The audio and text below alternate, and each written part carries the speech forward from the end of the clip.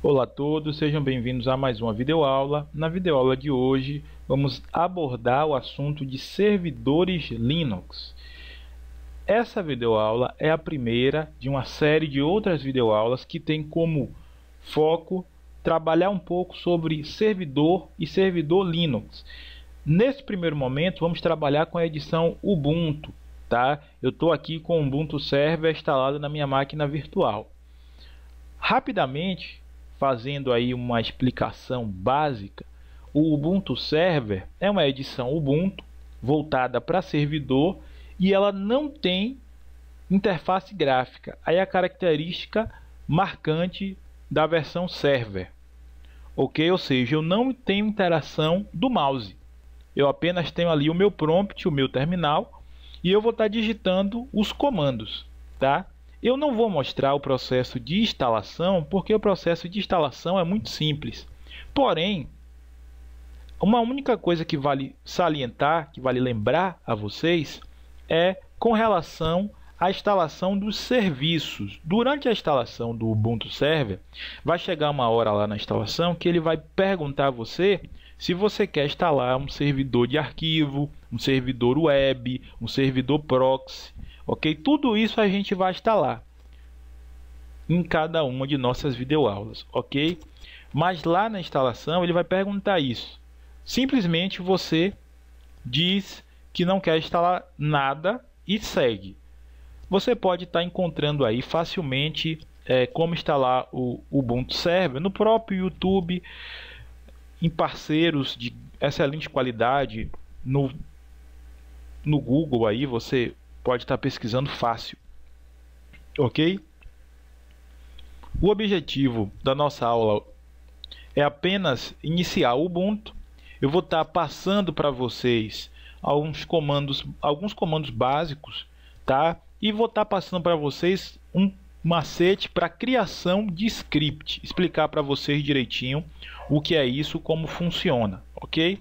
Então eu vou estar iniciando aqui a minha máquina virtual, tá? Estou usando aqui o VMware Workstation, mas você pode estar utilizando o virtualizador de sua preferência. Pode ser aí o VirtualBox ou o próprio VMware, né? O Virtual PC da Microsoft ele não é tão recomendado assim para estar fazendo essa emulação de Linux, tá? Pois bem, durante a instalação do Ubuntu Server, observem que essa é a tela principal, a tela de login para você entrar no sistema. Durante a instalação do Ubuntu Server, ele vai pedir para você cadastrar um usuário, que não é o usuário root, é um usuário para o sistema, uma conta de usuário, tá? Vou explicar rapidamente o que é root, embora no meu canal você acessa videoaulas de comandos básicos que abordam sobre esse assunto de uma maneira até mais demorada e mais específica, mas a grosso modo, o root ou superusuário é o administrador, é o todo-poderoso, é aquela conta que pode tudo, ok? Durante a instalação, você cria uma conta de usuário, que é esta que eu vou entrar.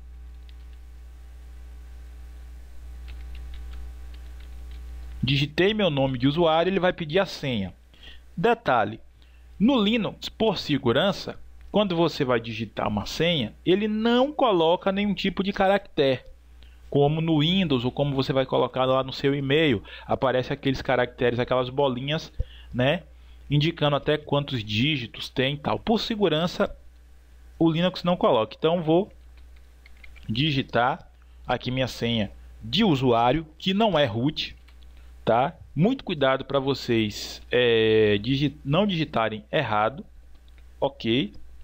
Então tá aí, pessoal. Essa é a tela inicialmente, ok, do nosso Ubuntu Server. A gente tem o que aí? A versão do sistema. A gente tem quanto está sendo usado de disco rígido. Percebam que tem 14,6% de 7,8 GB. A gente tem ainda aí o IP da placa de rede ETH0. Outra informação, no Linux a gente se destina às placas de duas maneiras, né? De uma maneira em específico, aliás, denomina-se como ETH, de Ethernet, ok? E ela classifica de acordo com a quantidade de placas que você tem. Se você tiver uma única placa, será ETH0. Se você tiver duas placas, será ETH0 e ETH1. Três placas, ETH0, ETH1, ETH2 e assim sucessivamente, ok? Mas não vamos falar sobre placas de rede nem sobre configurações de rede nesta aula inicial, porque não é o nosso objetivo. No próximo vídeo vamos abordar bem mais esmiuçadamente toda essa parte de rede, ok? Agora, o que é que eu vou fazer? Instalei meu servidor, entrei com a minha conta de usuário. O que eu devo fazer é habilitar a minha senha de root, de superusuário, a minha senha de administrador. Como eu faço isso? Eu vou digitar o comando sudo, que indica que eu quero executar alguma ação em modo superusuário. Toda vez que eu digitar o comando sudo, é porque eu quero ter privilégios de root. Óbvio, quando eu entrar com a minha senha de root, eu já não preciso digitar sudo, porque eu já vou ser o próprio superusuário, tá? Então, sudo paz-wd. Outro detalhe, você não precisa necessariamente digitar todo o comando. O Linux, além dele ser case sensitive, o que é isso? Ele vai diferenciar maiúsculo de minúscula. Se eu digitar sudo paz-wd maiúsculo, ele não vai entender. Ele vai achar que é uma outra coisa, tá? Então ele faz diferença. O que for maiúsculo se digita em maiúsculo. O que for minúsculo se digita em minúsculo. Lá na frente, quando falarmos de iptables, explicarmos melhor o que é isso, a gente vai ver um uso prático das letras maiúsculas e minúsculas. Pois bem, sem mais conversa, o comando é sudo paz-wd, ok? Dou enter e ele me pergunta primeiro a senha do meu usuário. Prestem atenção. Primeiro ele pergunta a senha do usuário local. Eu vou digitar. Agora ele pergunta qual é a senha do usuário Unix, né? Do usuário root. Primeira senha foi a senha do usuário que eu cadastrei. Agora é a senha do root. Repito. Pronto.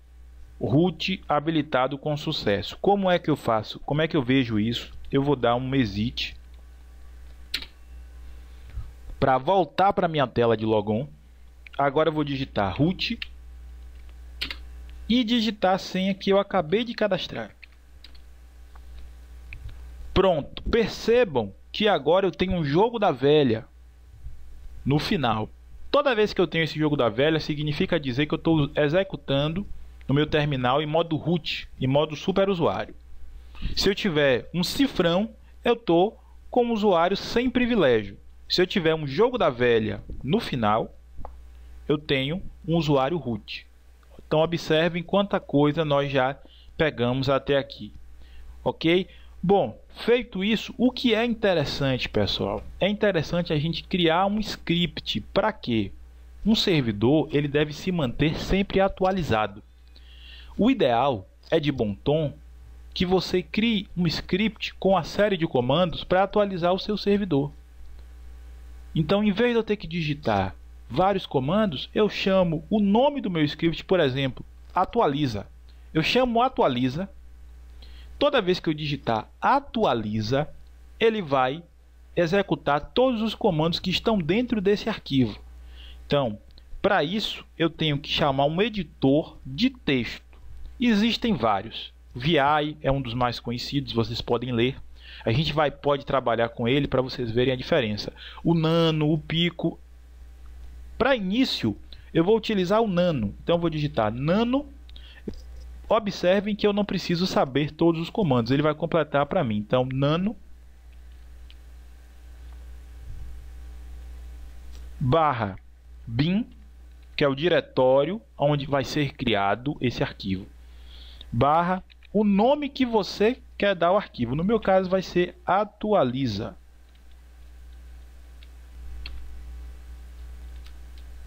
E vou dar um Enter. Ele chamou um editor de texto. Ok. Primeira coisa, a gente vai fazer um jogo da velha, exclamação, espaço, barra bin, barra bash. Essa linha é de suma importância. Jogo da velha, exclamação, barra bin, barra bash. Isso faz o quê? Essa linha indica que o que vai vir abaixo é um script, ok? Então, na hora que isso for executado, ele vai ler a primeira linha. Opa, jogo da velha, exclamação, barra bin, barra bash. Isso aí é um script. Então, eu já sei que daí para baixo vem uma série de comandos, tá? E agora, pessoal, vamos fazer aí, vamos executar os nossos comandos básicos. Então, vamos lá.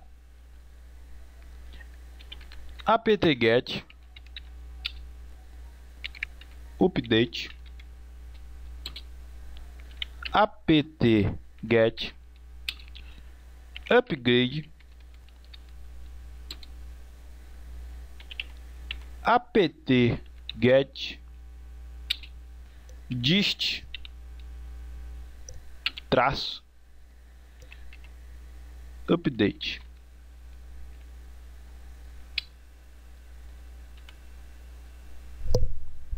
Opa, upgrade. Ok? Então, o que é que isso faz? Atualiza os repositórios do sistema. O que são repositórios? Atualiza todas as fontes que o programa, que o sistema vai consultar para fazer as atualizações. Atualiza os programas, verifica se seus programas estão com a última versão, os programas que já estão instalados no servidor. E procura atualização referente à sua distribuição, é o dist upgrade, ok? Agora, pessoal, para incrementar, a gente vai fazer o seguinte, ó, vai colocar um parâmetro, que é um parâmetro barra y. Por quê? Porque caso tenha algum tipo de pergunta para você responder yes ou no, ele já vai responder automaticamente para você. Tá joia? Então, feito isso, eu posso dar um Ctrl O para salvar. Ele vai me perguntar, olha, é para gravar como barra bin, barra atualiza? Sim. Ok. Observa lá o que a linha já ficou em azul quando eu salvei nosso script. E vou dar um Ctrl X para sair. Então, Ctrl O para salvar e Ctrl X para sair. Isso usando o nano. Tá? Ctrl X. Sair. Agora, se eu for em cd espaço barra bin, cd é um comando para a gente ir para uma pasta, para um diretório, tá? Então, cd barra bin vá para o diretório bin, ok? Vou dar um comando ls, que vai listar o que tem dentro do bin, tá? Tem vários arquivos aqui, mas se eu pegar aqui, digitar atualiza,